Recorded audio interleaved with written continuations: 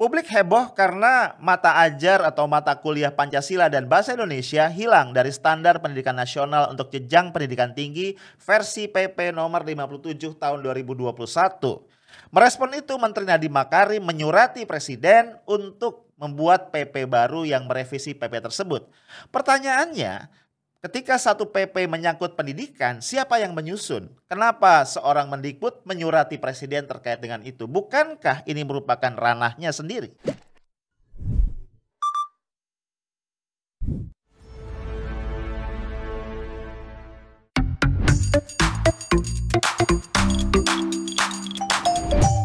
Halo guys, ketemu lagi kita sore ini ya.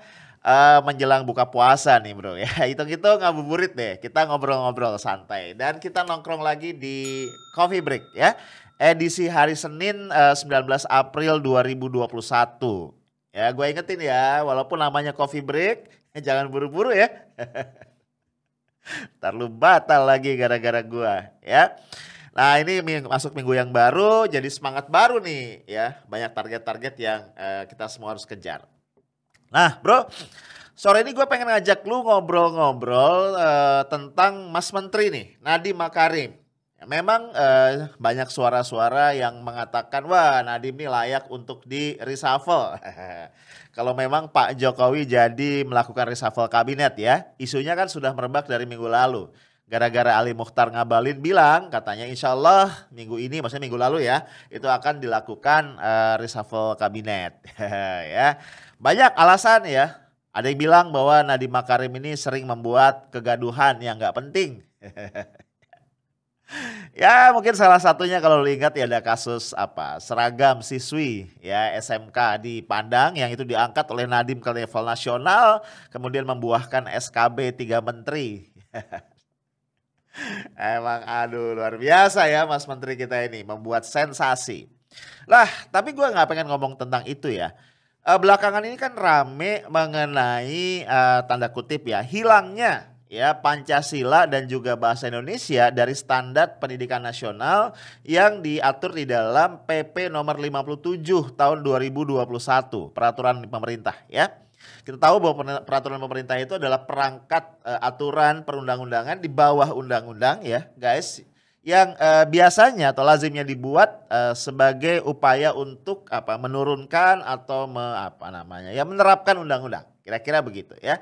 Nah ternyata hilang tuh pendidikan Pancasila dan bahasa Indonesia dari Standar Pendidikan Nasional tadi. Ini yang bikin heboh ya guys.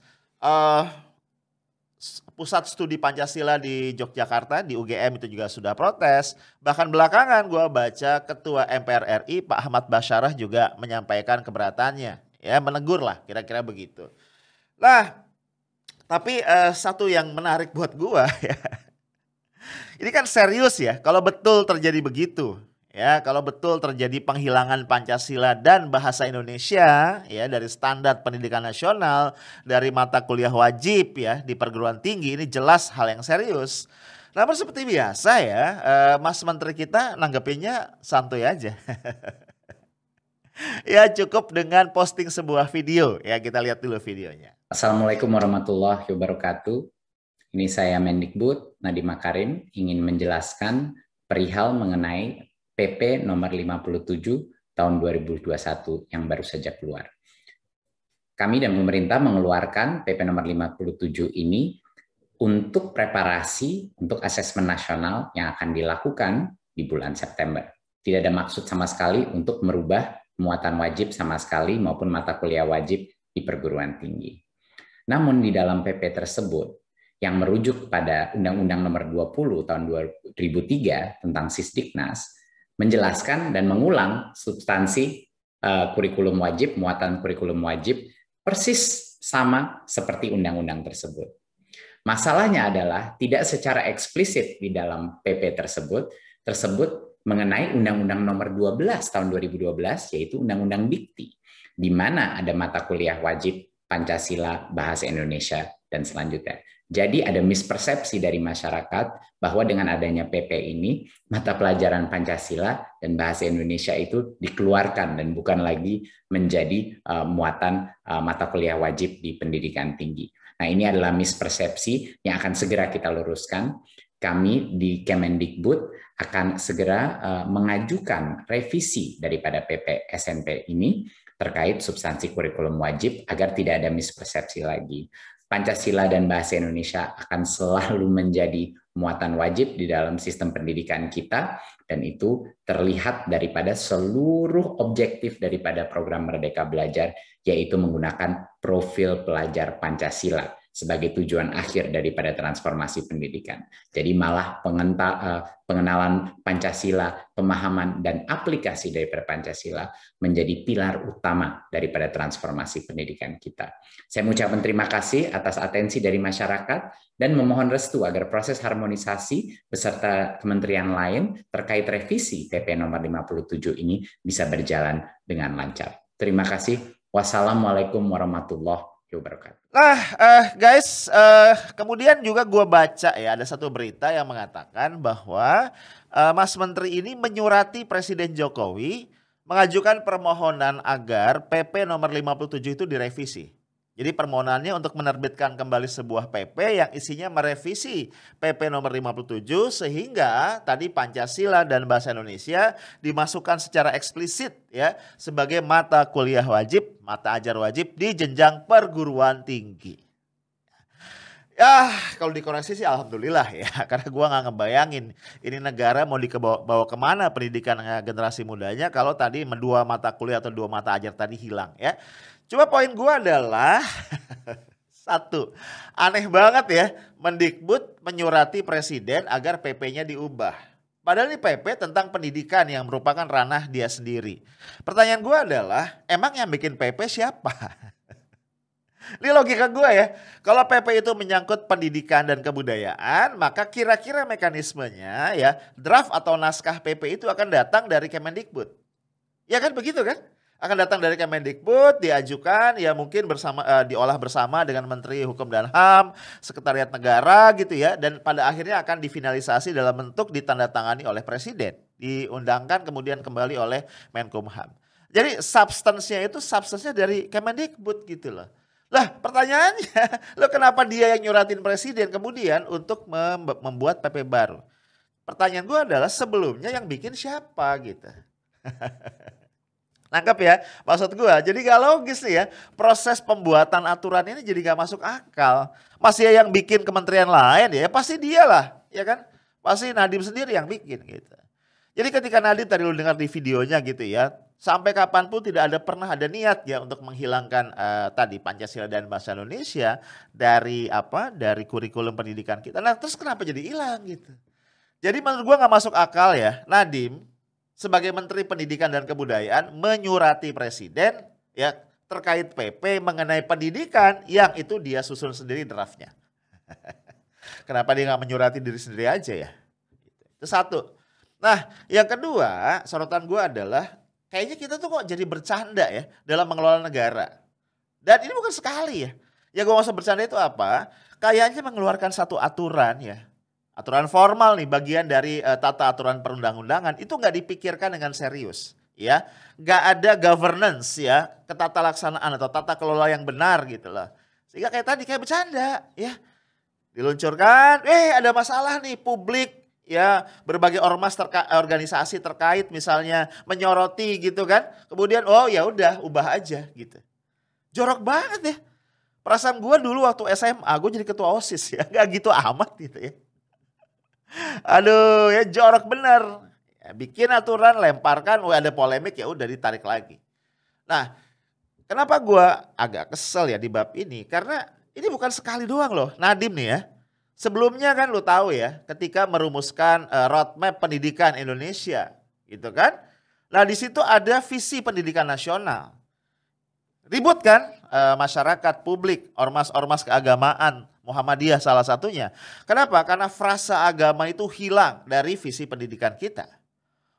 Ketika ramai orang menyoroti itu ya kan ya di dalam dengar pendapat kalau gua nggak salah dengan DPR RI, Nadiem dengan enteng mengatakan ya kalau memang itu penting bagi beberapa kalangan ya sudah kita masukin lagi case close. Enak bener nih bos Gojek gitu kan. Poin gue begini loh.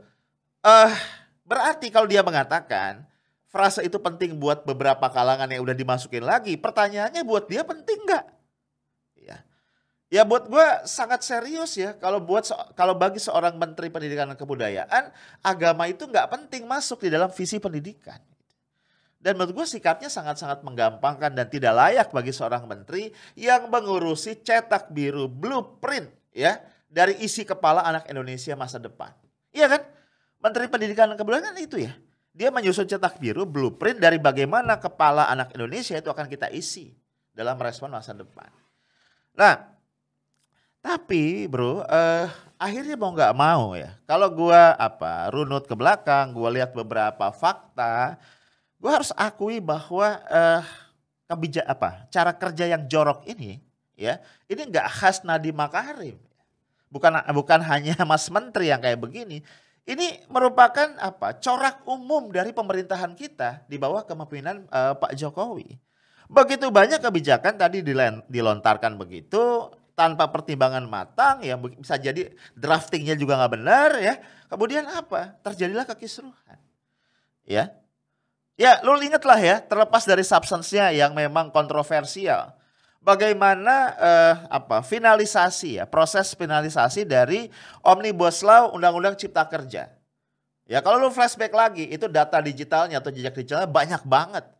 Halamannya berubah-ubah, alasannya mengubah font dan segala macam. Kemudian setelah ditelusuri lagi ada pasal yang macam-macam lah ya.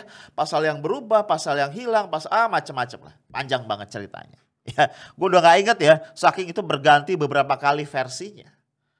Nah yang paling fatal adalah masih ada perubahan, koreksi dan lain-lain yang terjadi setelah ketok palu di DPR RI. Ini yang buat gue gak masuk akal. Ya, argumentasi dari Sekretariat Jenderal DPR ini masih dilakukan penyelarasan. Lah, kok udah ketok palu masih boleh diubah? Ya, sepemahaman gue adalah ketika undang-undang itu ketok palu, itu bahkan titik koma itu udah gak bisa diubah. Pertanyaannya kemudian anggota dewan pegang nggak sih draftnya ketika itu disahkan? Contoh levelnya undang-undang loh bro, ya, dan undang-undang yang dahsyat karena mengatur banyak banget urusan, ya. Pada level yang mungkin lebih kecil ya, skala yang lebih kecil, tapi juga sangat bikin kita geleng-geleng misalnya ya Perpres ya kalau gua nggak salah, nomor 10 tahun 2021, ya, yang mengatur masalah investasi.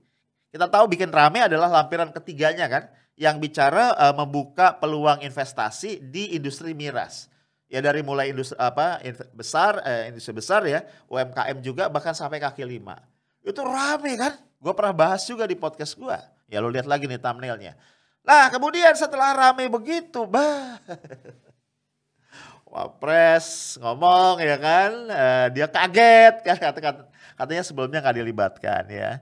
Kemudian akhirnya setelah rame begitu ya, dengan enteng betul Pak Jokowi posting ya satu video, ya upload satu video menjelaskan ya atas masukan dari beberapa organisasi termasuk ormas keagamaan, maka lampiran tadi saya cabut. Selesai.